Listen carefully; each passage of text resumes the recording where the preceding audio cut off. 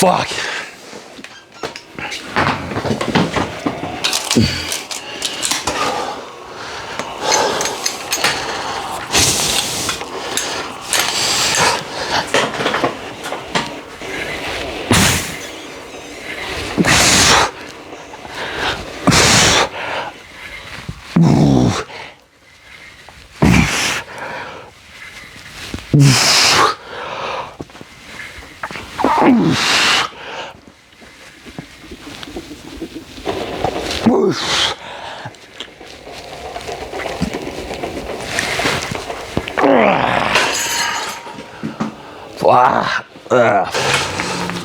All right, presenting a day, what day is it?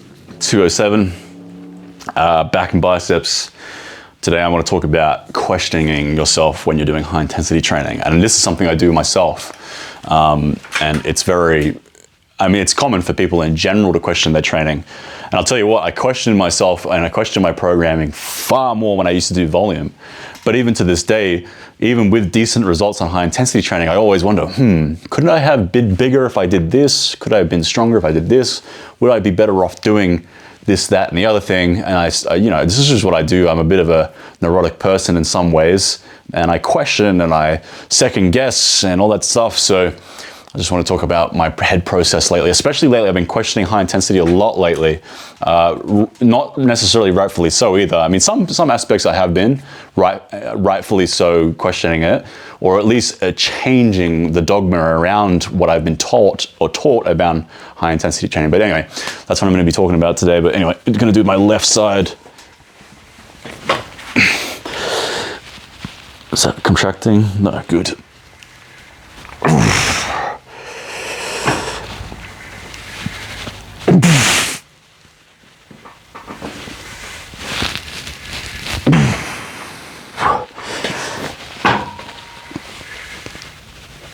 Oh, my head, I got a massive headache today.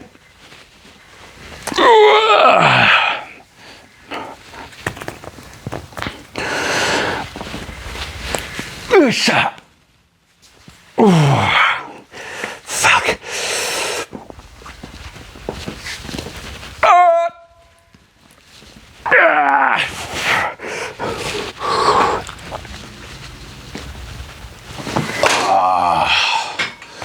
Whoa. I think that's my first set of left side lats to failure that I've done in the last 9 weeks since the surgery, so that felt good. I might do a drop set just to make up a little bit more time and attention. This is another thing I've been questioning myself with lately a lot, is my drop set usage. I'll get into that also.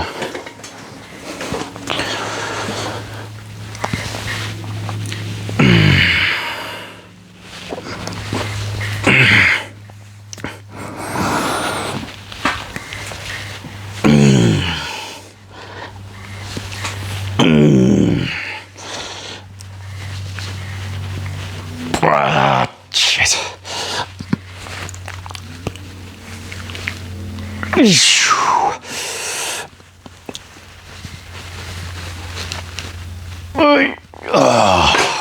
Fuck my head. Oh, fuck, I hate exertion headaches. First thing I've been debating in my head lately, and based off studies and opinion and logic and all kinds of things, is frequency of training in regards to high intensity training. And I've been thinking that one of the things, and again, I don't like to admit it because there are certain things, obviously we want to die in our swords or die on certain hills, but I have to not be dogmatic. It's such a fucking stupid thing to be. One of the things that I've used as an argument against high volume before is the fact that when equated, intensity equated, they're virtually the same. If you do 4 sets of 12 with a rep or 2 in reserve, and then you pair that with a set of 12 to failure, you virtually get the same results. And this is very well established now. However, high intensity guys will argue that and go, well, it's the same thing. No, not quite, because then if you do a rep in reserve and equate that mechanical tension through volume, you can train with more frequency potentially. and you don't have to deload as much. So if you do, say 2 sets with 1 or 2 reps in reserve rather than 1 set to absolute failure, there's a good chance you'd be able to train chest twice a week if you do that, for example. Whereas if you do the high intensity approach, 1 set to failure or beyond, you can only do it once a week, probably. I mean, depends on your training, but let's just say everything created equal, you've been training for the same amount of time, your same amount of strength, etc., then it is a very good chance that you could train with more frequency if you do reps in reserve. And that rep in reserve with more volume equates to the same growth with high intensity. However, you're training twice as much, theoretically twice as much gains, all right? 52 chest days a week if you're doing high intensity, 104 if you're doing volume. I mean, I still don't like high volume. High volume is still outright fucking stupid, but maybe mid to high intensity, low in volume, but not exactly high intensity could be superior. So then I think, well, should I be doing that? And there's other aspects to this argument that I can then counter that with and say, well, perhaps you get even more growth from the high intensity than you would get from the 2 times a week that you do with a rep in reserve. But then there's also like, okay, if you're not going to absolute failure, you don't get as much connective tissue damage, which means you can recover quicker, which means you theoretically are less likely to get injured. But then at the same time, if you're resting 7 days in between periods, that's then accounted for, and thus you're still equally, likely or less likely to get injured. So I don't know. That's the first one, was the frequency argument. But then my counter to that is, I just like training to failure, right? So yes, maybe it is a little bit more effective to train with some more frequency by having a rep in reserve here and there. However, that is less adherable to me because it's not as fun and I have to do a little bit more volume. I don't know. I can't, I'm so ingrained to training to failure now. If it means I lose 15% of my gains theoretically from not being able to do the frequency approach with a slightly less intensity, slightly more volume approach. Granted, this is still not like high volume training or even mid-level volume. I think it's stupid to think that you need 4 or 5 sets, for example, but there is definitely an argument for maybe 2 sets with 1 rep in reserve to equate more frequency. But that was the first thing that I was thinking and mulling over my head. But then my counter in my own head was, okay, but I just like training to failure. And at the end of the day, you kind of have to do the things you like, you know what I mean?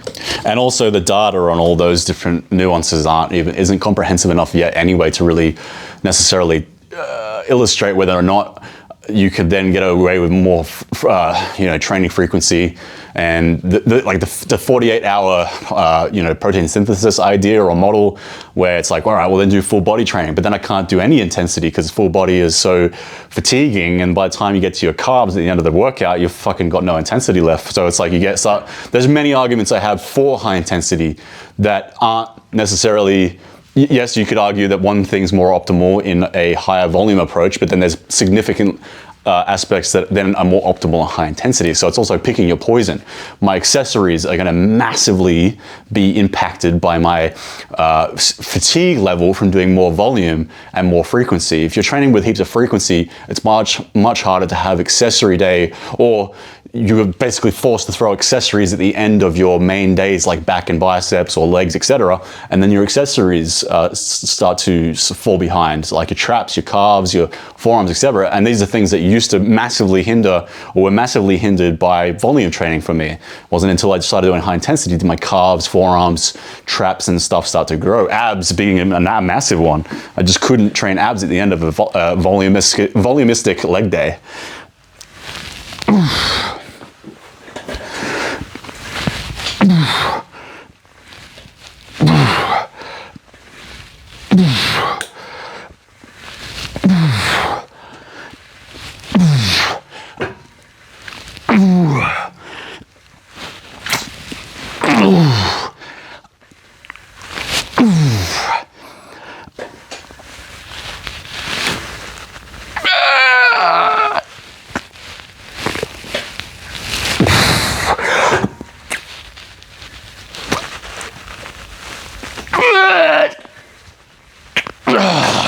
Fuck.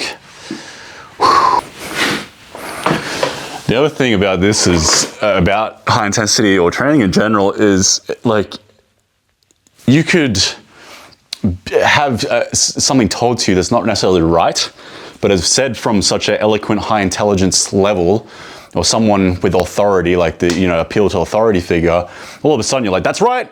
And even if your argument, let's say you're arguing high intensity training against Mike Israetel, for example. Good fucking luck, man. Like, don't get me wrong. I don't think necessarily everything Mike says is right. I don't think a lot of stuff he says, a lot of stuff he says is overcomplicated marketing hype, and more power to you. When you're trying to make money, it's a good idea to make things super overcomplicated and gatekeepy, right?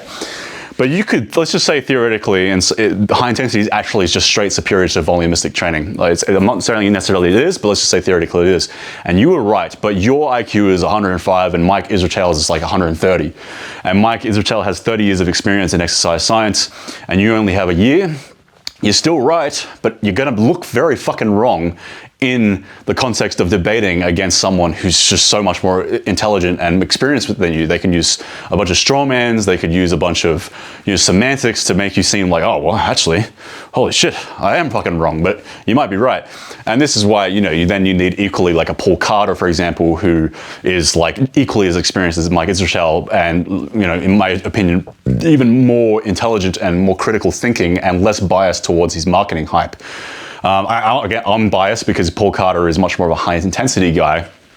Granted, he's not totally high intensity. He just believes that, he knows that mechanical tension is the #1 driver of intensity. And when you know that, you only need 1 to 2 sets, and you can choose to take a set to failure, or maybe 2, maybe 3 with reps in reserve, and then more frequency. But yeah, like, you could be right, but think you're fucking wrong because you heard someone significantly smarter, and you appeal to the, fallacy of authority, or the fallacy. I can't remember the name of it, but it's when someone has more authority than you, so you just assume they're right, and all of a sudden you piss away something that was actually really quite good, and you might even totally ignore the fact you've had incredible results on it. You outright deny reality because someone said something else.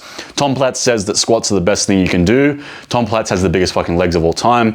You're 6'10", you try to do squats, it hurts your back, you don't get any quad development, the stimulus to fatigue ratio is shit, but because Tom Platz said it, you do it for fucking decades on end, thinking that somehow you're gonna get good gains. Definition of insanity, repeating the same old shit to get no results. But I've done that, and that's just appealing to authority, or someone who has better genetics and got results for something that's inferior. But that's another thing with high intensity training. Like, there's so many people that are more volumistic, and there's more marketing hype in volume training because it's more overcomplicated, whereas high intensity is quite simplistic in nature. There are some nuances, but ultimately harder to gatekeep someone with high intensity protocols because it's very simple. And thus there's a lot more money in the idea of volume, and thus it's probably a good idea to try to debunk high intensity as best you can if you're a volume guy, right? So I don't know, I'm fucking ranting now, but that's another thing, is like how much of this shit is just influenced by years and years of being told volume is superior for a myriad of reasons, and those reasons might be partially because someone's making a profit from debunking high intensity training, or at least discrediting it, straw manning it, saying, oh, that's too late. Saying, oh, fuck, Mike Mentzer was a meth addict and fucking had outdated science that he was using, thus high intensity as a whole doesn't work. And it's like, very cool, good straw man, brother. Oof. Oof.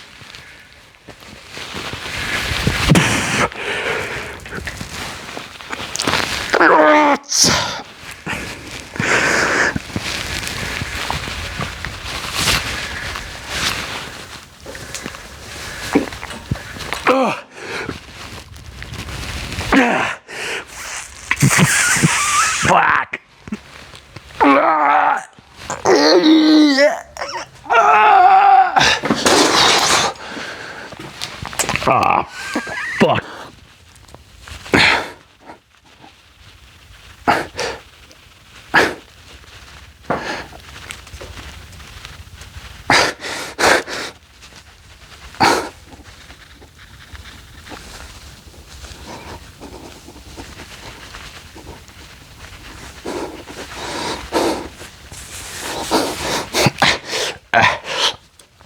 Fuck, I hate isometrics.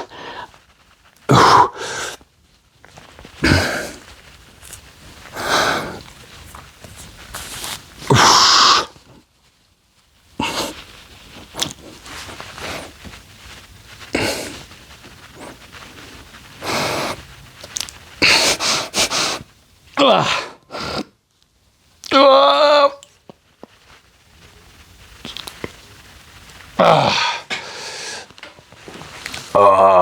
going to do a few of these. I won't record them all because it's kind of monotonous. One person I'd like to talk to, actually, I already mentioned him earlier, talking about micro-Israel, was Paul Carter. That'd be an interesting chat. There's a bunch of things I'd like to talk to that guy about in regards to high intensity training, because I think he's incredibly knowledgeable and not biased also. He's also like, people don't like him because he's like hardcore, like he'll just fucking sell it as it is in Instagram comments. You might not know who Paul Carter is, but if you've seen Lift Run Bang, the Instagram, which is actually quite popular, that's Paul Carter. Very intelligent guy, very very reputable, and also a reputation for being a bit of a cheeky cunt, but I mean, so be it. I'm a bit controversial. I could be controversial at times, I suppose, if I was popular also. But he'd be interesting because there's a lot of things that I'd like to talk to that guy about in high intensity. And because I think I've watched a few of his podcasts, and he's the kind of guy that's open to debate about things, because there are gray areas, and then you basically have to use like your experience in exercise science, the textbooks, studies, experience hand-on-hand with clients and yourself to then come to a conclusion on things that haven't necessarily got a conclusion yet. And those are the things I love to talk about, especially in high intensity, like drop sets, for example, or numerous sets to failure on exercises that have great stimulus to fatigue ratio, like calf raises. Like the fact that 2 months ago, I started doing calf raises 3 sets to failure instead of 1, a bunch of drop sets, a bunch of force reps, and all of a sudden I hadn't grown my calves in years, and I started making new adaptations. Whereas, for example, if I did that on a bicep, that'd probably be a fucking terrible idea, because of the weaker connective tissues and the stimulus to fatigue ratio you get in bicep curls. Like, obviously it's an isolation movement, but it can fatigue the shit out of you, and it gets indirect stimulus from chin-ups, etc. Whereas, a calf raise calves don't get that much indirect stimulus. So a bunch of things I'd like to talk to a person like that with, because I've actually never really had formal discussions with anyone that has also studied exercise science, let alone someone significantly more well-versed than I am in like a Paul Carter. So hopefully I can get my channel big enough one day to discuss these things with people like that, because I would like to talk to those things with people and potentially change my mind, because I'm not fucking like omniscient or anything. Like, no one's 100% right or wrong. All right, biceps. I've decided to hit rear delts at the very end of my training, just because I want to be hitting my biceps not in a super fatigued state, and rear delts already get plenty of indirect stimulus from cable rows, pull downs, etc. So if I am fatigued when I hit them, it's not as big a deal because they've already gotten plenty of stimulus. Whereas if my biceps can't get that as much, I mean, granted, I'm taking biceps with plenty of reps in reserve now because of the bicep tendinosis. Anyway, semantics, but all interesting nuances that you want to be careful of, They can make big differences. Every percentage counts.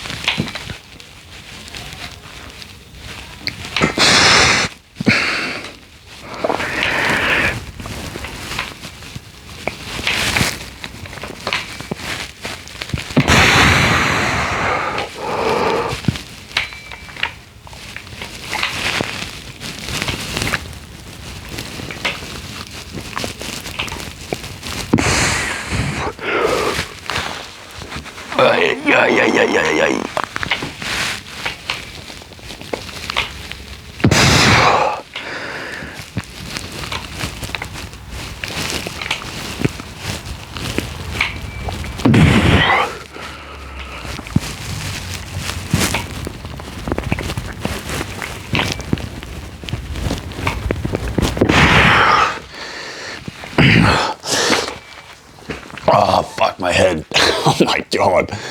I'm gonna do 2 to 3 sets of biceps because I'm just looking for, at the very least, maintenance stimulus. Because obviously, if this bicep gets any bigger, it's just gonna be a bit ludicrous with this bicep as it catches up. And then also just to give my tendon a break, the less proximity to failure, probably the more my bicep tendinosis has a break to recover, on top of all the other rehab shit I'm doing.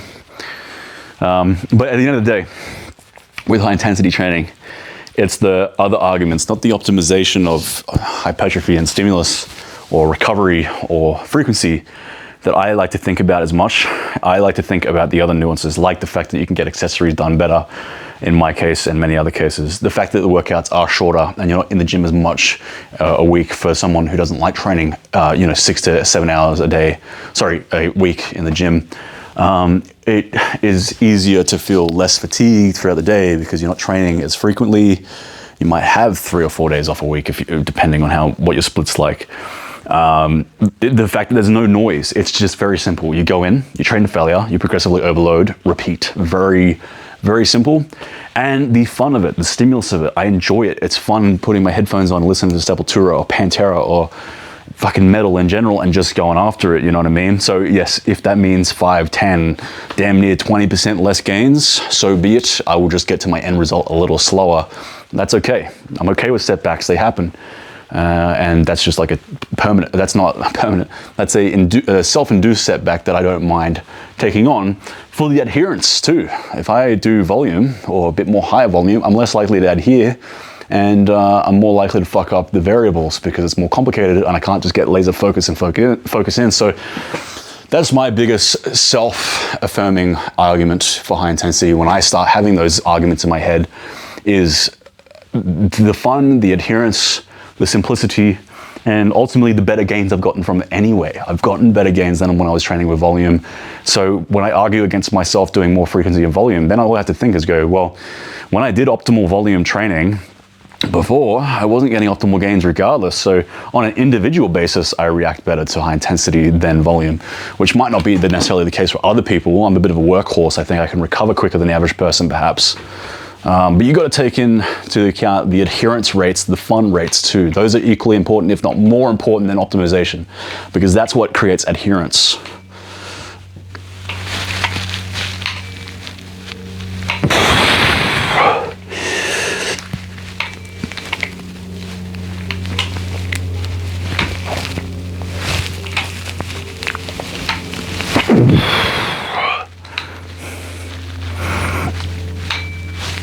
Oh, my fucking head.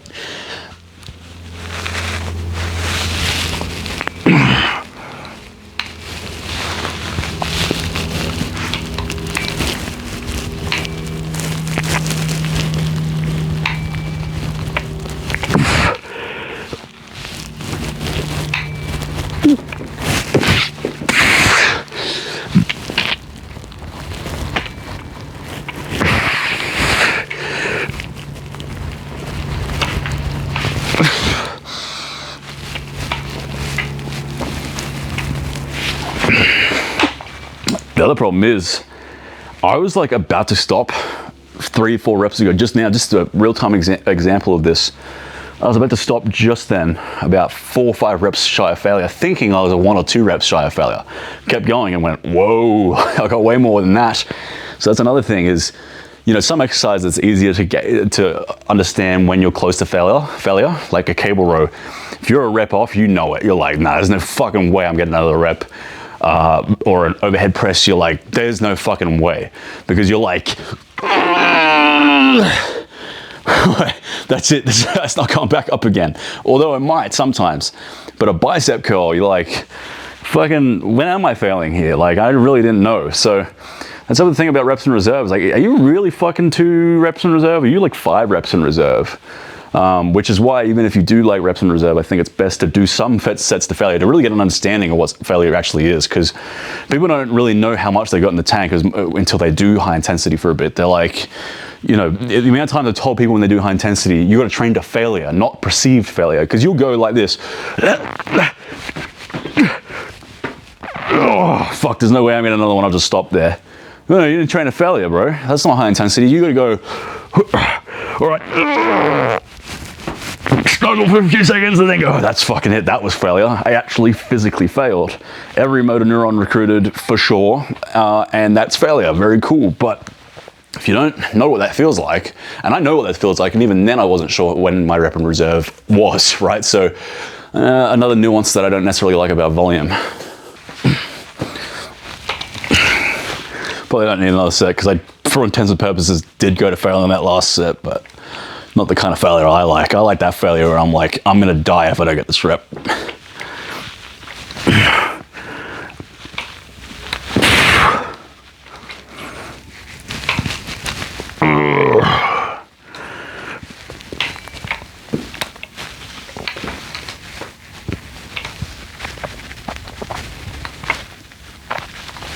Okay, moving on.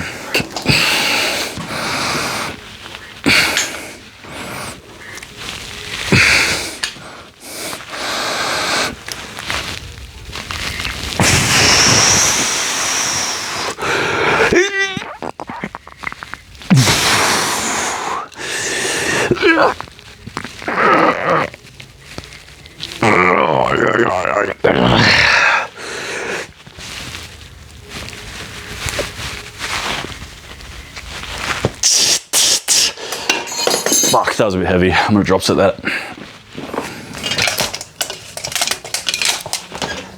Oh shit, I feel like my head's gonna explode, hey.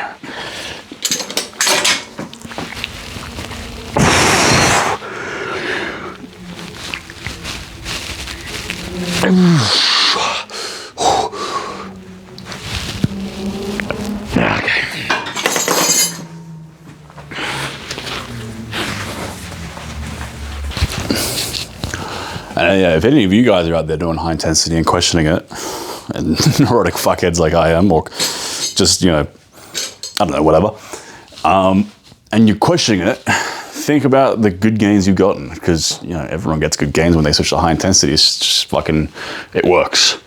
So think about that, and then think about patience. It takes time, regardless of what you do. You can't get fucking the same gains as a genetic elite or a steroid user or a combination of the two.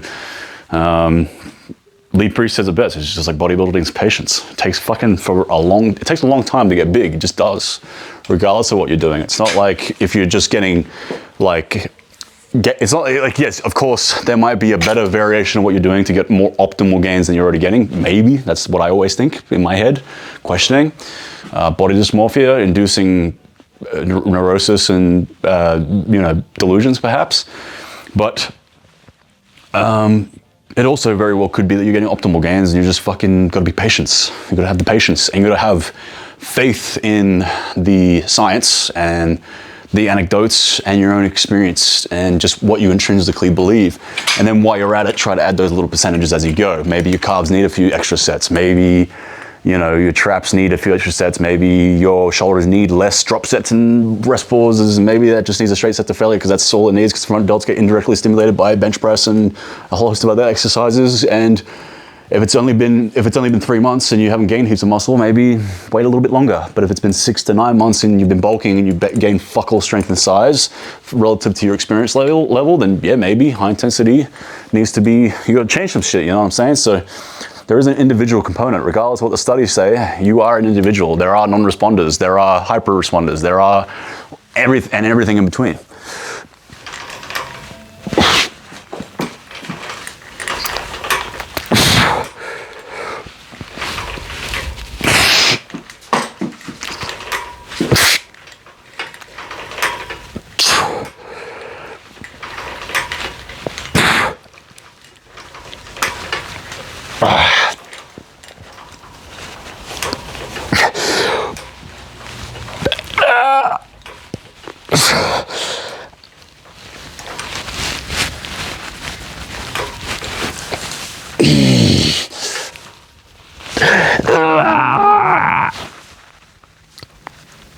Oh shit.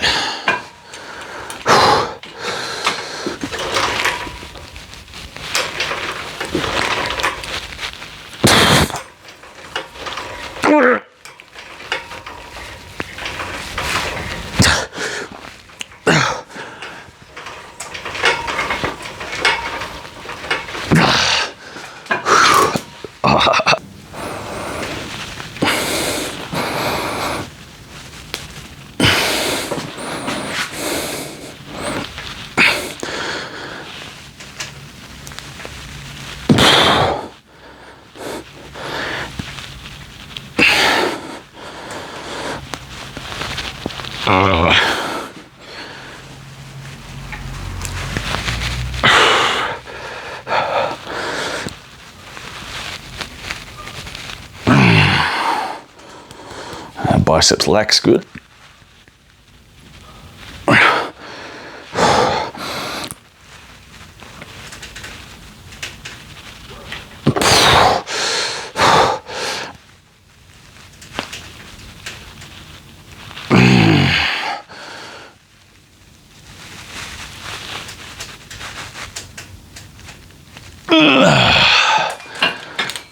do a isometric real quick.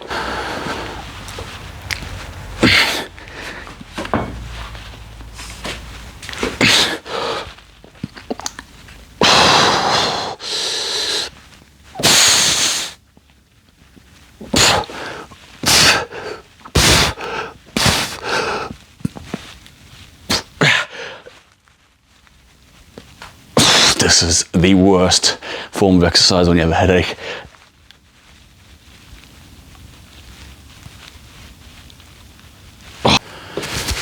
That's it. Peace out. Bye. I don't know if Paul Carter, if you see this, hit me up. I want to chat. Probably won't want to though, because I am small time. And that's okay. I understand. Do a bit of posing, because why not? Let's see what the left side looks like. I got like a man boob on this side now. It's fucked. Jesus Christ.